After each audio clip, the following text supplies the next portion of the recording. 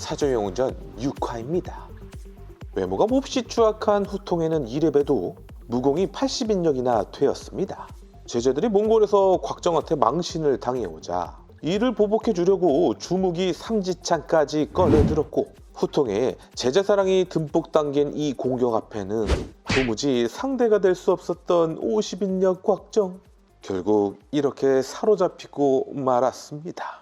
다음날 묶여있던 곽정은 포승줄을 간신히 풀 수 있었고, 빠르게 밖으로 나와보니 나무에 대롱대롱 매달린 과일들이 눈에 들어왔습니다. 자세히 보니 황하 사과들이 나무에 매달려 있지 뭡니까? 거지랑 너도 한패인 거 다 안다.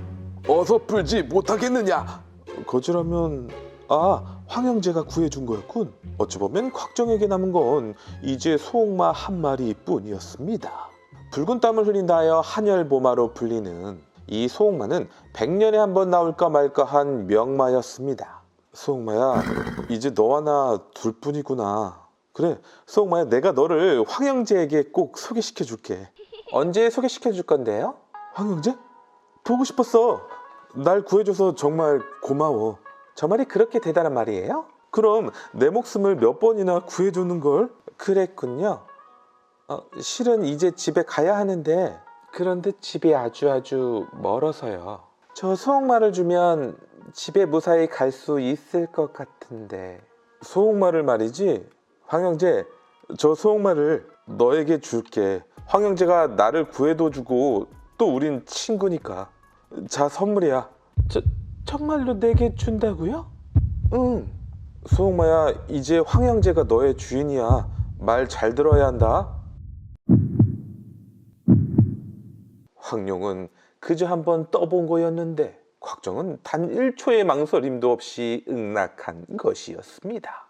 자, 이제 소옥마를 타고 어서 집으로 가도록 해.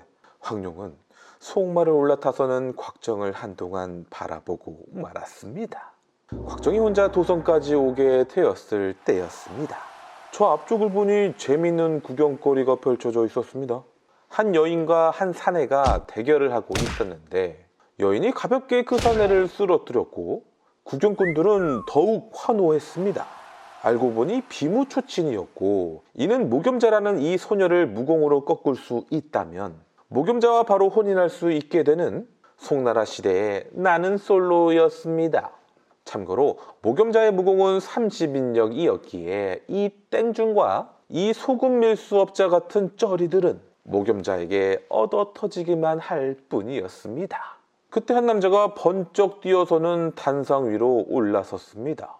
귀티가 잘잘 흐르는 이 공자를 보면 단번에 알 수 있었습니다. 나는 솔로 MC 겸 모겸자의 아비인 이 남자가 정중히 말하길, 공자께서는 내려가 주시지요. 설사 이긴다 해도 혼인하지 않을 것을 알고 있습니다.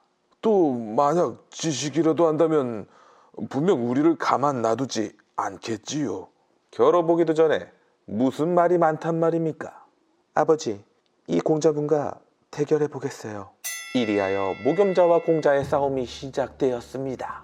서로가 거침없이 공격해 들어갔고, 운 좋게 모겸자의 일장이 적중되긴 했지만 탐색을 끝낸 공자가 본 실력을 꺼내들자 모겸자는 희롱만 당할 뿐이었습니다. 결국 처음으로 패하게 되었고, 그 상대가 이리도 잘생긴 공자라니 날 가지세요. 아니, 날 놔주세요. 그냥 놔줄 순 없지. 이 신발이라도 기념으로 가져가야겠어. 훌륭하구려. 그럼 이만 가보겠소. 잠깐, 공자께서는 공짜로 이 아이도 데려가시오. 우리 소양아께서 천한 떠돌이와 어찌 혼인을 한단 말이냐?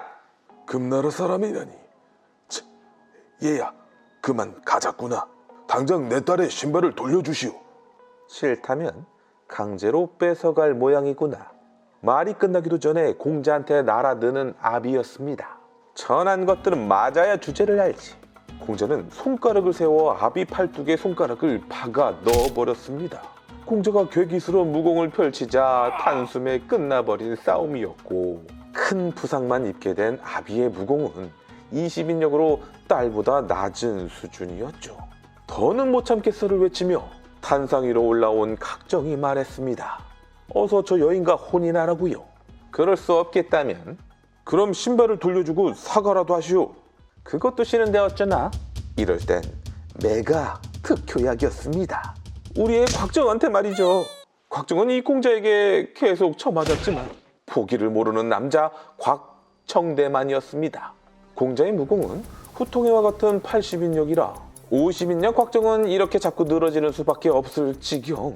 곽정의 끈기에 극도로 화가 치밀어 오르자 공자가 다시 한번 괴기스러운 무공을 꺼내 들었습니다.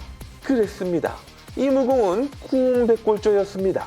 그런데 구음백골조는 흑풍쌍새 매초풍의 무공인데 어찌 공자가 그 순간 군종 속에서 번쩍 뛰어오른 한 도사 즉시 공자의 구음백골조를 제지하고는 난 전진파의 왕처일이다.